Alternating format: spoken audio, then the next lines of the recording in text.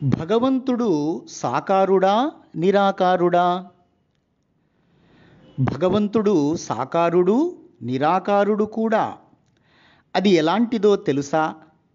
సచ్చిదానంద పరబ్రహ్మము తీరమంటూ లేని అనంతమైన సాగరము వంటిది. భక్తి యొక్క శీతల ప్రభావంతో ఆ సాగరములోని నీరు అక్కడక్కడ ఘనీభవిస్తుంది. నీరు మంచు గడ్డల ఆకారంలో ఘనీభవించినట్లుగా. అంటే ఆయన, ఆ భగవంతుడు భక్తుడికి సాక్షాత్కరిస్తాడు. ఒక్కోసారి సాకార రూపములో దర్శనమిస్తాడు. మళ్ళీ జ్ఞానభాస్కరుడు ఉదయించినప్పుడు ఆ మంచు అంతా కరిగిపోతుంది.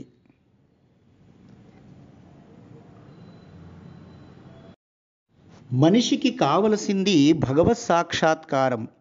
ఈ జగత్తు, సృష్టి, సైన్సు, గీన్సు వీటన్నింటి గురించి నువ్వు అంతగా తలబ్రద్దలు కొట్టుకోవడం ఎందుకు?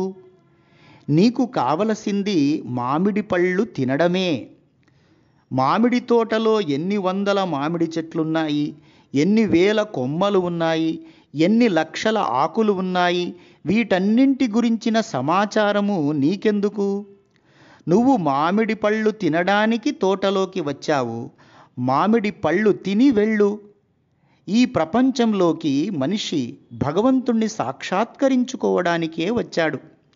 దీన్ని మరచిపోయి మనస్సును నానా విషయాలలో లగ్నం చేయడం మంచిది కాదు. నువ్వు మామిడి పళ్ళు తినడానికి వచ్చావు, మామిడి పళ్ళు తినే వెళ్ళు. గురువు వాక్యాల పట్ల విశ్వాసం కలిగి ఉండాలి. గురువే సచ్చిదానందుడు, సచ్చిదానందుడే గురువు. పసిపిల్లవాడి వలె ఆయన వాక్కులను విశ్వసించినట్లయితే భగవంతుణ్ణి సాక్షాత్కరించుకోవచ్చు. అవును, పసిపిల్లవాడి విశ్వాసం. ఫలానా వ్యక్తిని చూపిస్తూ వాడు నీ అన్న అని తల్లి చెప్పినట్లయితే ఆ పిల్లవాడు వెంటనే ఆ వ్యక్తిని నిజంగానే తన అన్నగా భావిస్తాడు. 100కి 125 పాళ్ల విశ్వాసం. ఈ పిల్లవాడు బ్రాహ్మణుల అబ్బాయి అయి ఉండవచ్చు. ఆ వ్యక్తి వడ్రంగుల అబ్బాయో లేక కుమ్మరుల అబ్బాయో అయి ఉండవచ్చు. అయినప్పటికీ ఈ పిల్లవాడు అతన్ని తన అన్నగానే భావిస్తాడు.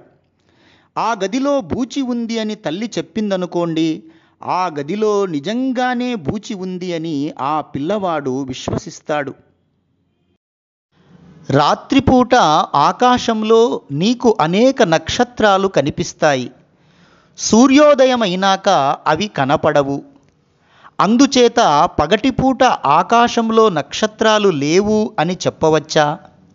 ఓ మానవుడా, అజ్ఞానంలో నువ్వు భగవంతుణ్ణి కనుగొనలేకపోయినందువల్ల భగవంతుడే లేడు అని తీర్పు చెప్పవద్దు.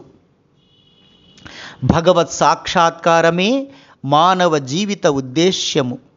దుర్లభమైన మానవ జన్మ పొంది ఈ జన్మలోనే భగవంతుణ్ణి సాక్షాత్కరించుకొనని వ్యక్తి జీవితము, చివరకు అందుకై ప్రయత్నమైనా చేయని వ్యక్తి జీవితము నిరర్థకము, నిరర్థకము, నిరర్థకము.